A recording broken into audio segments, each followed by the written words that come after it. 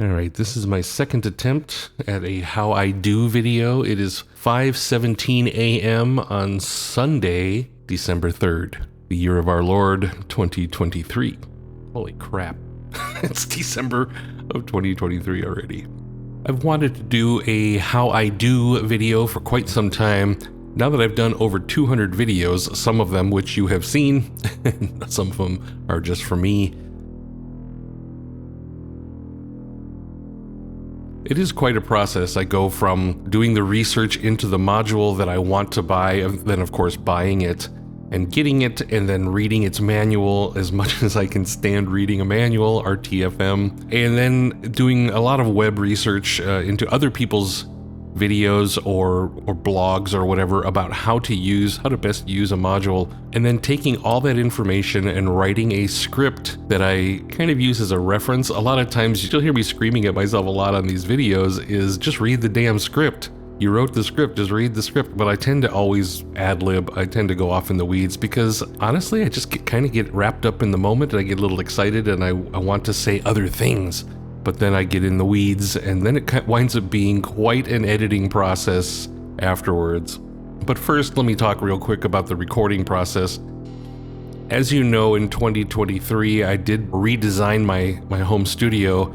I made an entire nook, off in the corner of my studio for modular, because I planned to just have lights, camera, action all ready to go in a moment's notice anytime the whim hit me. However, I quickly discovered that the rack I built, which is beautiful, by the way, I think it's a beautiful rack, it's very functional. It is 18U tall, 18U by 168 HP. It's enormous. For me, it's enormous. Way more than I thought I was ever going to get into with modular, but here we are. So this rack wound up being so damn big, it actually doesn't fit in a camera lens. I was having to position cameras in a way that were literally right in the way of everything I was trying to demonstrate, and my hands are constantly bumping, my arms are bumping the cameras. It got to be such a frustration point, I actually stopped recording for a long time during this year because it wasn't comfortable, and it's not the Nook's fault. It's kind of the rack design. And so I'm in my mind currently coming up with a new design, something that might work a little better for either demonstration or just music streaming, because that's ultimately what I want to do. The ultimate goal of this channel, of my modular journey, is to make generative music with a camera just aimed at the rack, and it just goes and does its thing and it makes beautiful noise. That's the ultimate goal. However, to achieve that goal, the rack needs to fit inside the space of the camera lens, without the camera being 15 feet across the room. In the last quarter of 2023, I have kind of migrated back to my original rack, which is the Behringer. I call it the demo case because it's nice and small. There's a GoPro Hero 9 that just kind of props up right above it, and in linear mode, it tends to fit the entire case. And if I pull back a little ways, I can actually get not only the Behringer case, but I can also get the sequencer rack or a synthesizer keyboard underneath it, some kind of controller. So that's how I've been doing these last 6 or so. I think it's 6 or so episodes of this season, is to just finally go back to something I can quickly demonstrate things and be done with it. And so far that's working really well, and that's what this video is kind of about, is how do I record, how do I edit afterwards, how do I prep everything for YouTube, and then that's it. Get things published. So the recording process is just like as I said. I have myself sat in front of the modular. Usually the only thing you see of me is my hands and the module that I'm demonstrating, because that's the focus, not my pretty face, but the beautiful modules. And I'll talk through my script as much as I care to stick to my script, and usually I'll do 1 or 2, maybe 3 takes of a specific section. Like if I'm talking about, let's talk about Tempe, since that's the one we're doing today. If it's a section about the output jacks and what they do, I'll read my script 2 or 3 times because I want to take the best of those 3 takes, which is what I get this philosophy from the music recording, where you generally do 2 or 3 takes and then comp the takes together to make one good track. So that works well with spoken word as well, because a lot of times I'm stumbling over phrases, or I'm mispronouncing things, or I get tongue twisted and tongue tied, or I outright say the F word because I'm frustrated. And of course I want to cut all those types of things out. The recording process can be a little painful because I sometimes wind up with 2 to 3 hours worth of video just for one 15-minute presentation. And it's not a joke. I think it's a living meme about content creators that we record for 12 hours just to get 15 minutes of workable footage. It's no joke. I'm not even one of the pros that do this intentionally. I'm kind of just doing this as a fun little hobby. So I can't imagine these guys who burp out 3 or 4 videos a day. I don't even know how that works. I can't do one a week for the most part. So once the video recording part is done, I do come over to the Windows PC. My music is all on a Mac, but I use Windows for DaVinci Resolve and the video editing. I'll import the single cam or the multicam video footage into a folder, of course, and then get it into DaVinci. And this is where I'm going to switch now over to OBS. Let me get OBS running. But before I get into DaVinci, I forgot to mention that all of this audio, including the voiceover and the modular instrument or multiple cases, they all do get recorded into a DAW sitting on the Mac, and all of that usually winds up becoming a 2-channel, simple left and right channel here that I export. I do all the mixing and mastering in Pro Tools is my DAW of choice. Get that all mastered as well as I can, but I do keep it still a little low. I keep it around -6 dB because I still want some headroom in DaVinci to be able to get it to, -14 LUFS for YouTube. There's a little bit of work done there to get the audio done, and then I bring that into DaVinci along with all of this footage. And the footage looks kind of like this when it's raw. It just comes in here and looks like this. Once all the camera angles and the video footage is put into DaVinci, this is just one camera angle that I'm demonstrating, so because this is the easiest, I'll just show you this. Side note, I don't do multicam too much because that winds up being so much work. It's just not really worth my time. I'll stick to multicam when it's just a stream of music because there's no real editing I have to do there. How I get all this stuff synced up, as the GoPro is recording, it is of course recording my voice as well, which you just heard here as I scrubbed. So that's my voice doing the voiceover, and it also should match the WAV file here as this starts playing. Audio is rolling. So there's a voiceover being recorded by the DAW, and then there's voiceover being recorded by the GoPro.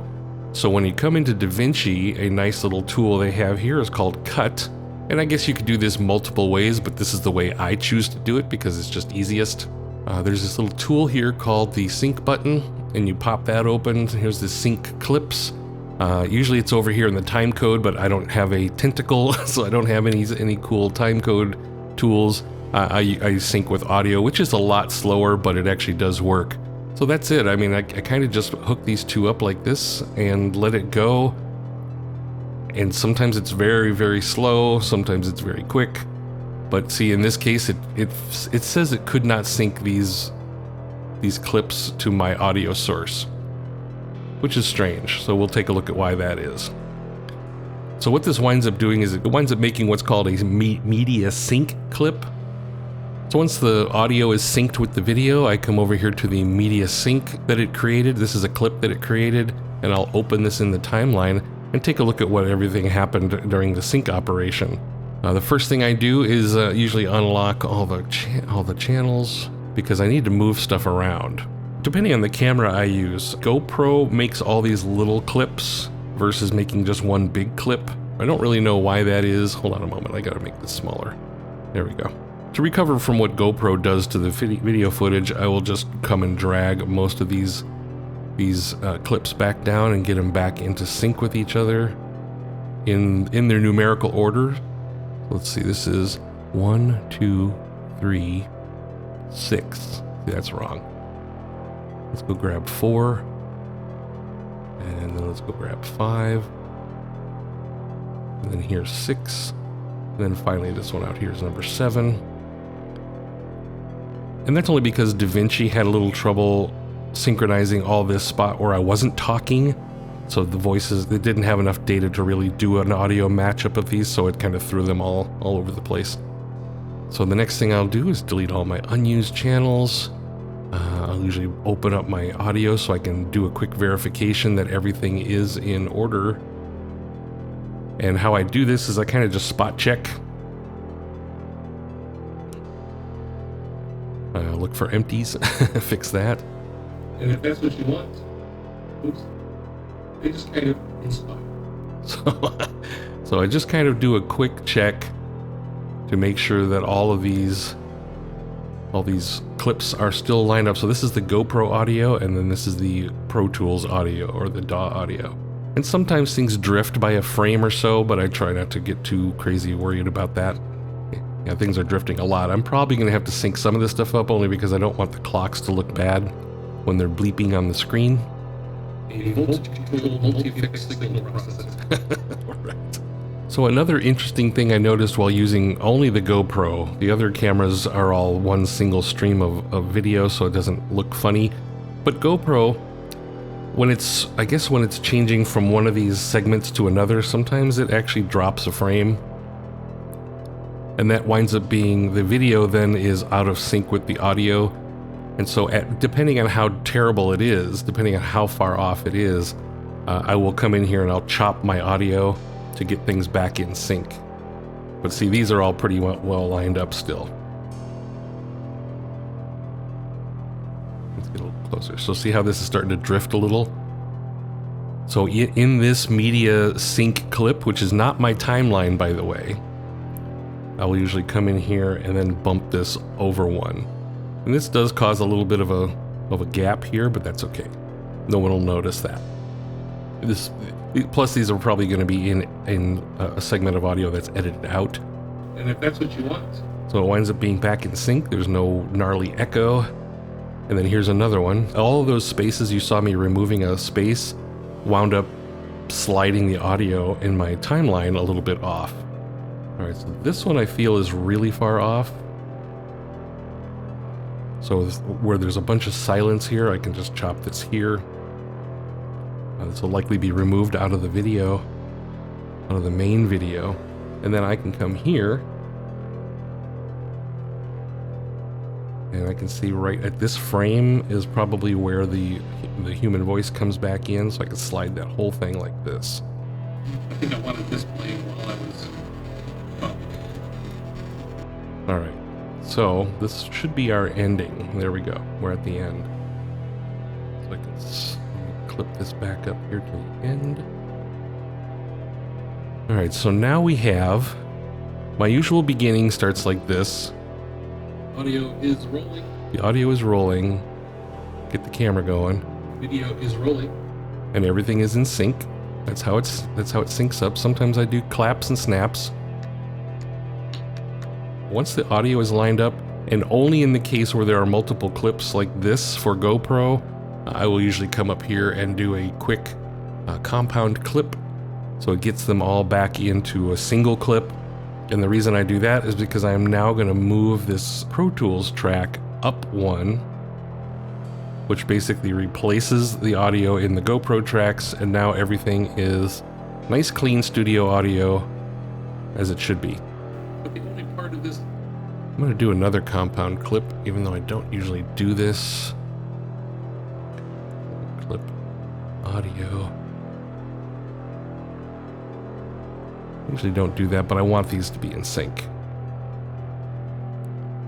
I want to link them. Now what I do to start every episode, I'll usually just come in here and find out where the beginning is. And this should be the beginning right here. This is season 3 episode. I usually give it about a 1-second lead. I will trim the clip. I will then drag everything back. And then I'll do the same at the other end. I'll find out where I'm supposed to be cutting out. So I'm not sure what I was doing with my brain here. Either way, we'll leave this tail out here in case I want to use this audio. Like I may want to use this audio piece right here for something like under, the idea was that I wanted to put it under the finale. The other thing that I do on the media sync clip is, this is where I do my color grading, correcting anything, correcting the I guess, the angles. Like, see, this feels like it's a little twisted. Things might be a little twisted here, so sometimes I'll come in here and do a yaw adjust to get the rack looking more square on the screen, which involves maybe a little rotation, and then a slight zoom to cut out the dark edges.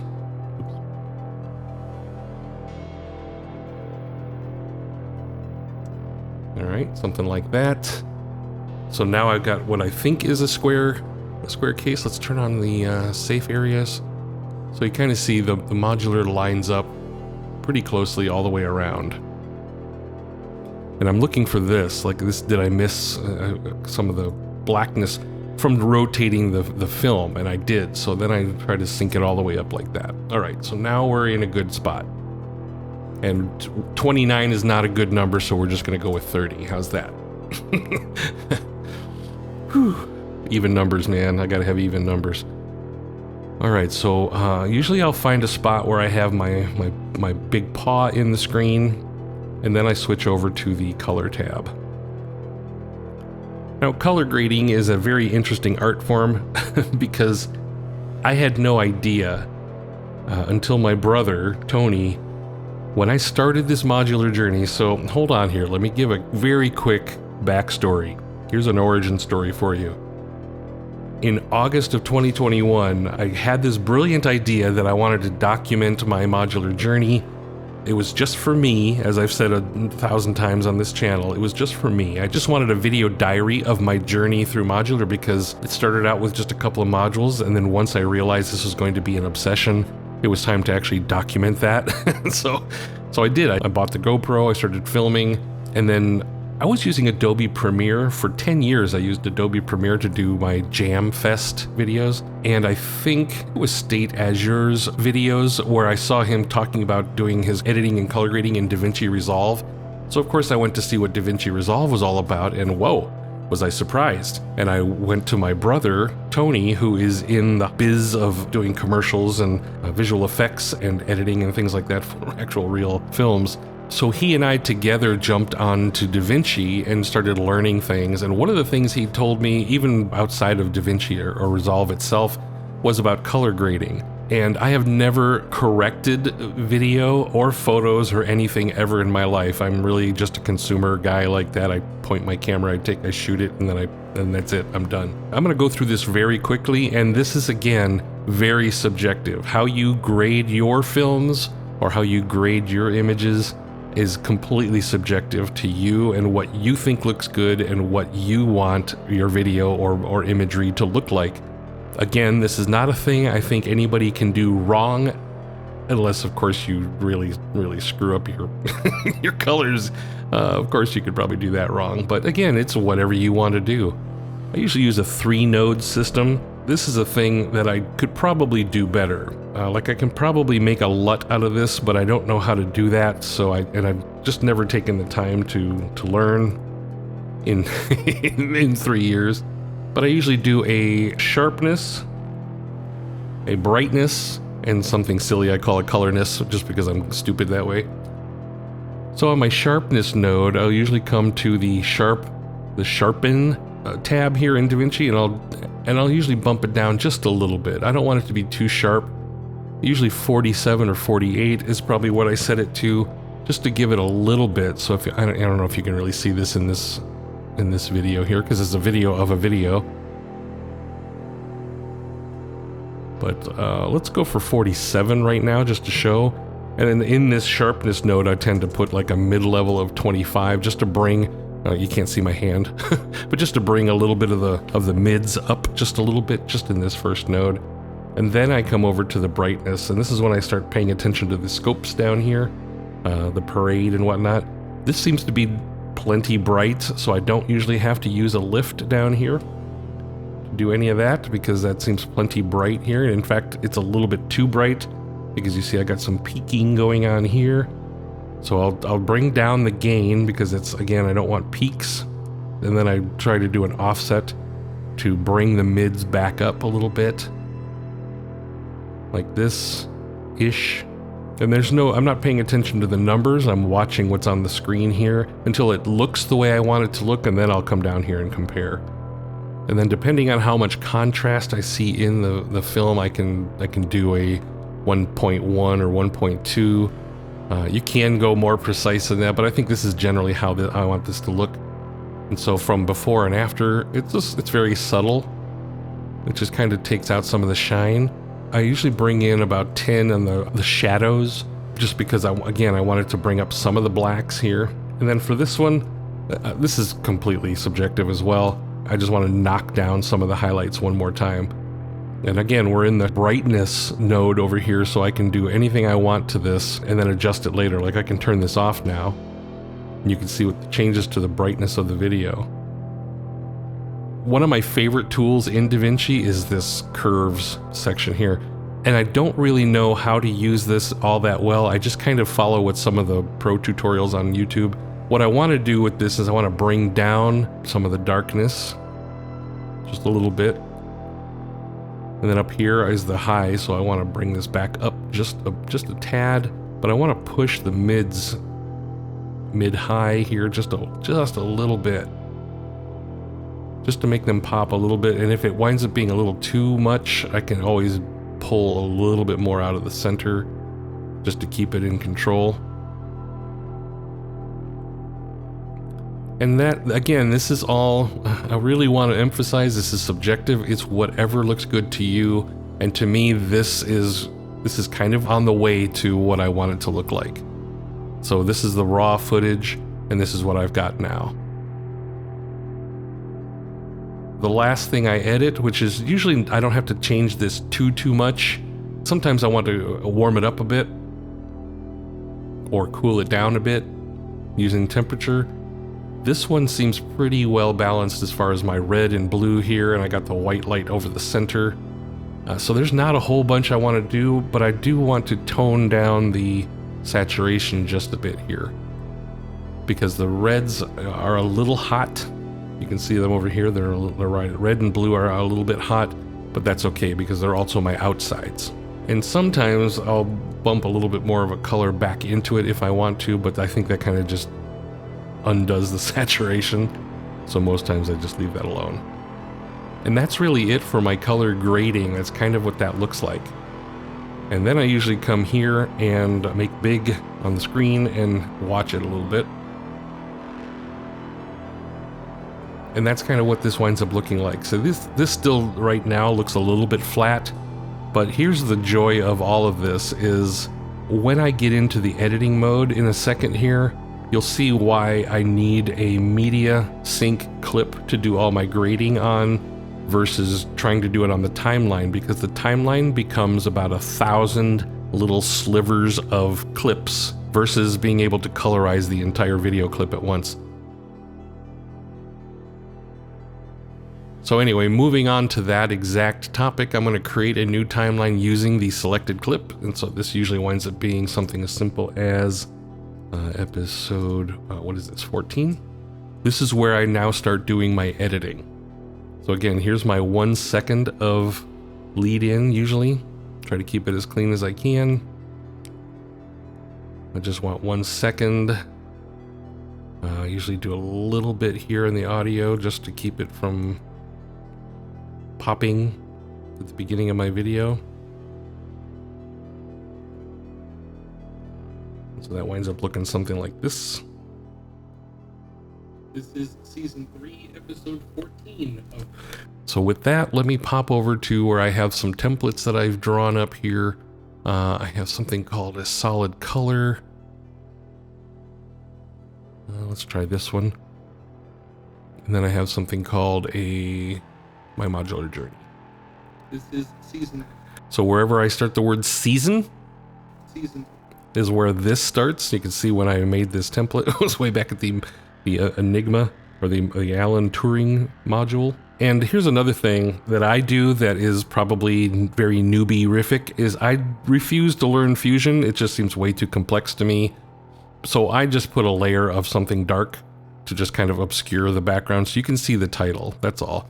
And I know that's terribly nooberific, but that's okay. Again, this is how I roll. So what I want to do first is let's go change the name of this, because this is Tempe. And then this is 14. And now I make some adjustments to what the hell this looks like. Even that's still a little too cloudy. It's a very tiny word. I should probably make more words here. Let's do make noise. Oops, I don't want that. Make noise. How about that? Make noise Tempe. So then I can come back and push these back out a little bit further into the title here.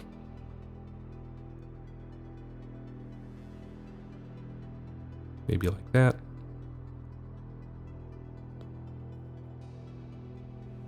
And even though I have these templates like this, they do require adjustment, every single one of them, because the title could just be different every time I do one of these.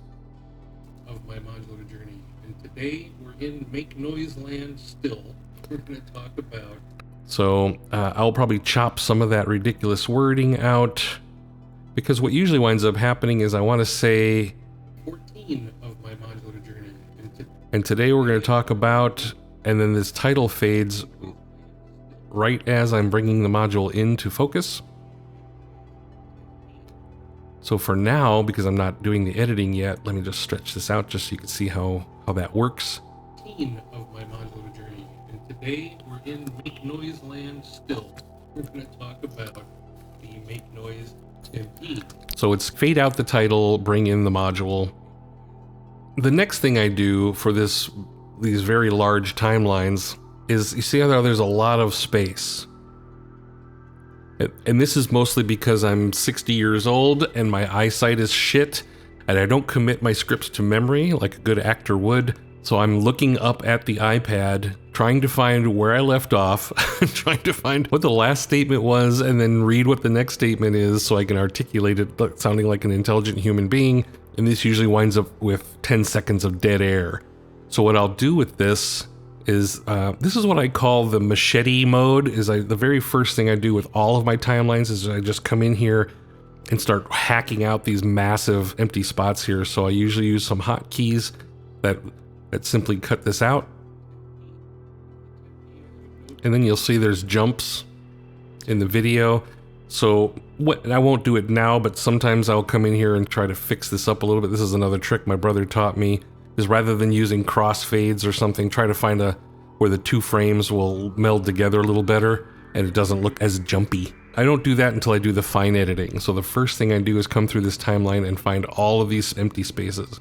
As far as this quick editing goes, I just mapped two hotkeys. Number 1, the numeral 1 and the numeral 2 on the keyboard to do a slice and then a trim to beginning. I have the 3 button as a trim to end, so I can do it the other way, should I choose to. And this is a trick I learned on the tubes, which really, I'm not kidding, it really sped up my editing of these videos, just to be able to do this. Because before I was using the razor, I was slicing here, I was using this tool to then trim this back, and it was really slow and painful. For 2 years, I did this wrong.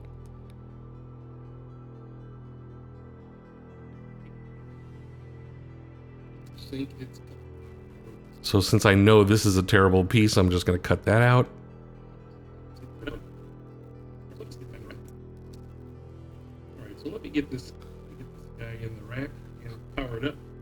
When I do this, come to this part here where I want to get something in the rack and power it up. That's usually and make some noise. These are all the things I say repeatedly. What I do with this guy is I use the retime controls.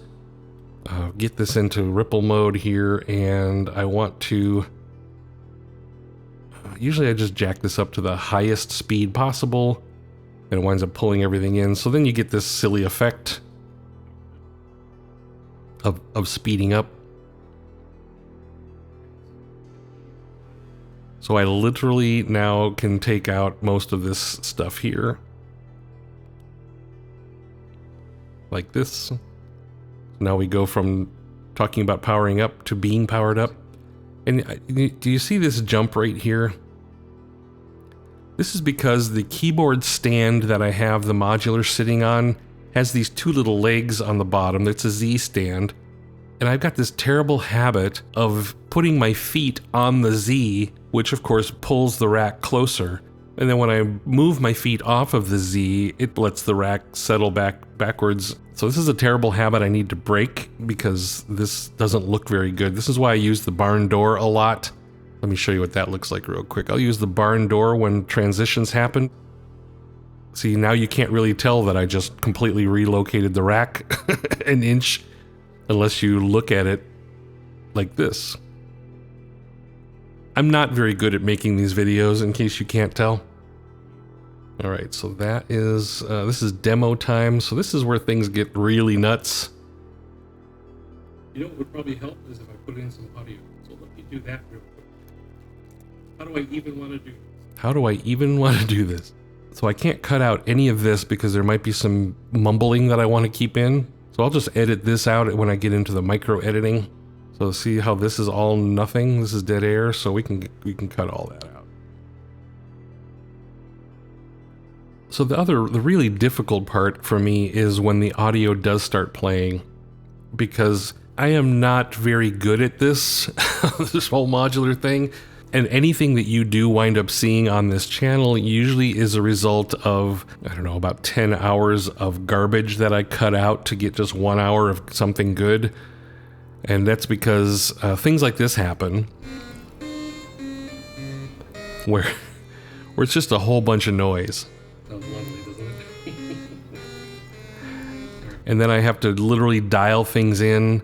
Like Renee, I'm going to come in here now and start tuning all the little pots. Because I don't, I guess I could set things up in advance to try to do demos better, but the whole point of this is a learning experience. So I don't have a lot of completely amazing, beautiful things set up in advance, because the point of my journey is that this is the guy who doesn't know shit about modular, even after all these years. So I guess I hope everyone understands that when they watch these videos and things don't always sound very good. It's because I'm learning. And Renee, as much as I love this module down here, I will just say that it's not very intuitive.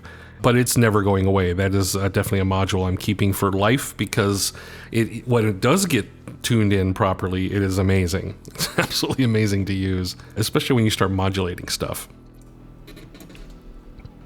So to start off the little weird demo that I have. So literally, look at what we got here. From back here, where I say something like, and now I want to just come out one thing to my reverb. And then turning up the volume and having something be absolutely awful. But then all the way down here, you hear me say, for this demo. So to start off the little weird demo So when I come in here to edit it, I won't do it right now because I want to remember that this is in here, but I'll usually put a slice right here, and I'll put a trim over here and take that entire thing out. And that winds up cutting out literally 5 minutes of video. It went from 29 minutes to 24 minutes, just cutting this tuning effort out here. And that is what I'll probably do. So what I'll do in this rough edit, what I usually do is I'll come here and drop a purple marker that says, edit this horrible shit out. And there you go, I got my first marker. Because you don't want to sit there for 5 minutes watching me fart around with Renee trying to get things in tune. So I try to spare you from that by cutting it out of the video. So I'll try to find, again, when I get into finer editing, I'll try to find a spot where this breaks good, like right here. So some silly little example I can do right now is to just show gates and triggers coming up. So see, again, even all of this here wound up being something I just re-spoke over here. There's some sound to... Get him back in sync. So anyway, this particular video is actually a shit ton easier than most of them because I'm going to cut 90% of the footage out.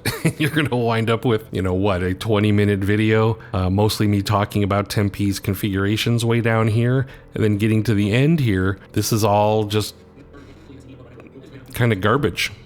It's me showing off my other my other make noise modules that just came in, which we'll talk about next year.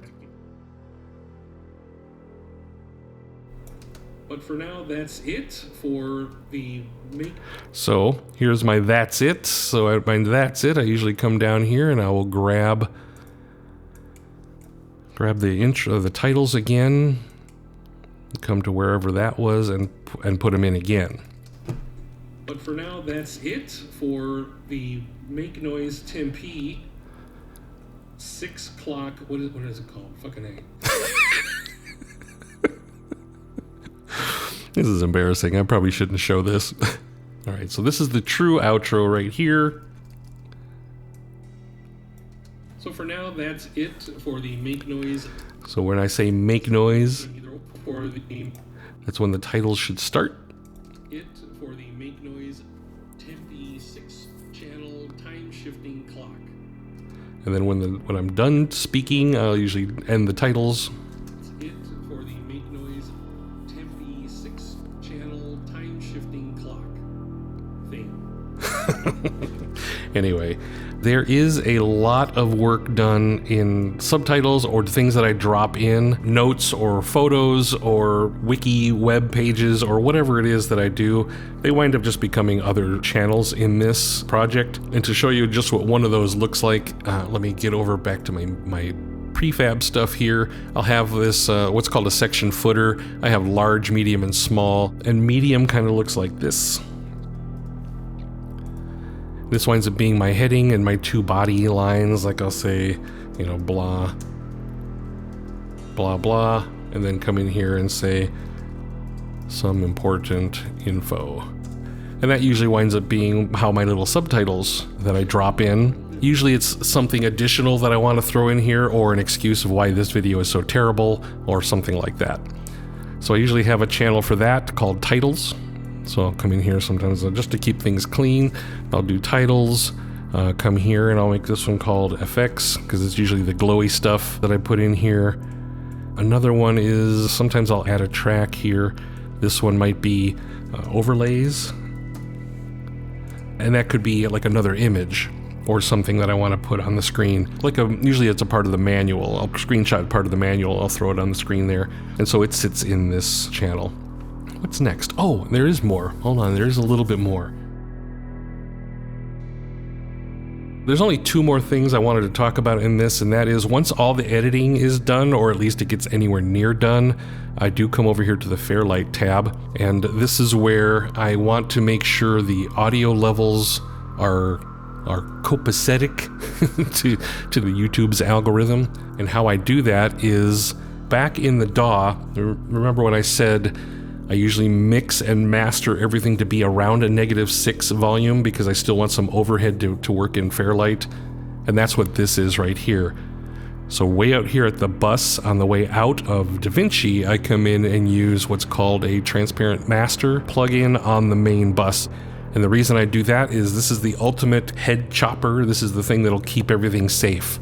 So if I play part of this audio now, you can see my meters are up here. This is at a -22, so that's really low. That is a -8 dB on YouTube, so that would probably be a little bit lower than I want it to be. So I can compensate that in a number of ways. One of them is to just add a compressor and try to push things up a little bit.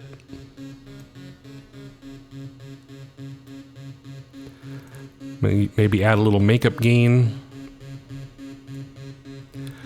The idea is to get, for me, I like to get it right around -16 because -14 is the LUFS cap for YouTube. They start chopping your audio. So I try to keep things right around -17, -18. Come over here to the voice, like when I'm speaking. Things do start making more sense. So you see how this is a lot louder? Learned, practice makes perfect. But as a guy who has very little time to dick around with complex modules, and you see it kind of starts getting into peaking here a little bit. Myself to pay attention. I try to find the loudest spot in my timeline and then adjust there. So this one here, I'm going to bring actually back down to 3. Because my shouty voice over here. There is nothing intuitive about needing to hold down multiple buttons at once to change parameter. But you can see what the meters read here. So -16 is pretty good. -6, that means it'll be a -2 on YouTube, which is pretty loud. There's one thing I can't stand about YouTube videos is where you go from one guy's video who's at like a -10 dB because he mixed it way too low. And then the very next video is at 0.0 dB, super, super loud.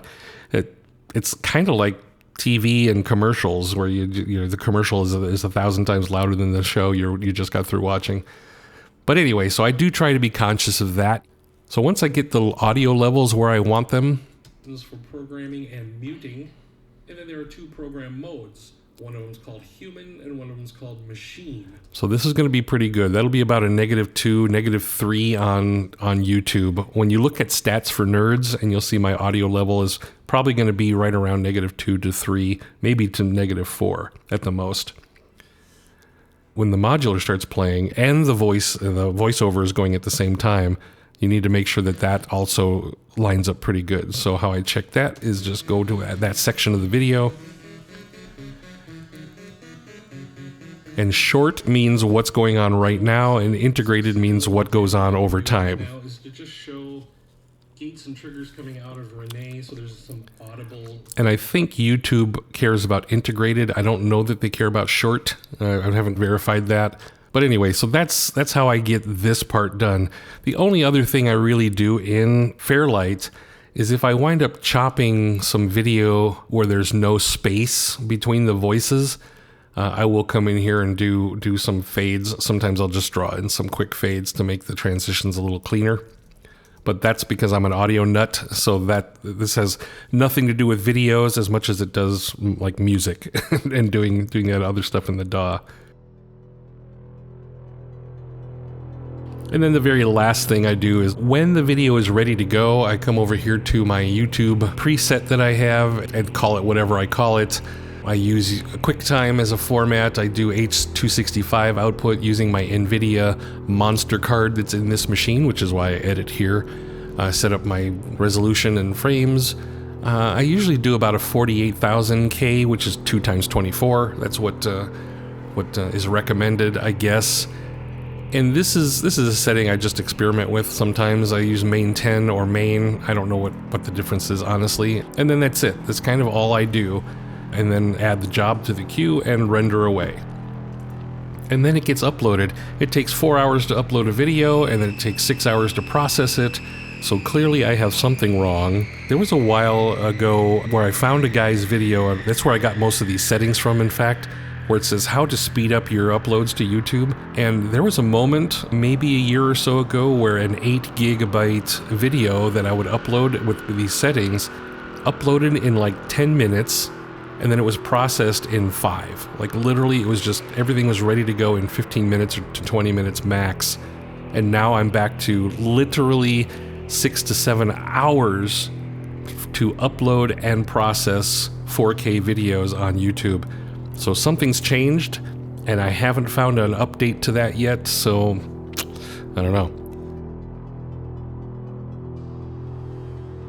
As far as the workflow goes, what you just saw was import the media, sync it up to the audio, synchronize everything in the editor, build the timeline, edit the video itself, get everything the way you want it, adjust the Fairlight, adjust the volumes everywhere you want to edit. And then the very last thing I do is come back one more time into the color grading and look that everything is still looking good. And it's not too bright, it's not too dark. See, now it seems a little bright.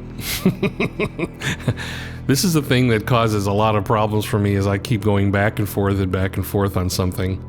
I don't think there's anything more I want to talk about here. I guess I could have talked about how I do the DAW, but that maybe we'll do that another time, because that's actually more like how I do music. it's very similar to that. So maybe I'll do a video in the future about how I mix the music using Pro Tools or Logic or Bitwig. I want to learn Bitwig in 2024, so we'll see how that goes. Anyway, this wound up being a lot longer than I was hoping, so there's probably going to be a lot of edits taken out of this one as well. So anyway, that is kind of how I do modular YouTube video editing in a nutshell. I don't know if this has been helpful. I don't know if it's been entertaining. I don't know if it's been infuriating. But this is how I work, and it seems to work for me. And if anybody has any greater tips on how to do some of this stuff, absolutely let me know. I'm always interested in learning new ways of doing things, and especially making them easier and speeding up the process, because this is probably the worst part of doing any of this, is this editing process. All right, it is now 6:39 a.m. on Sunday, December 3rd, 2023, and the sun is not up yet. I wonder if it's broken. I'm gonna go outside and check.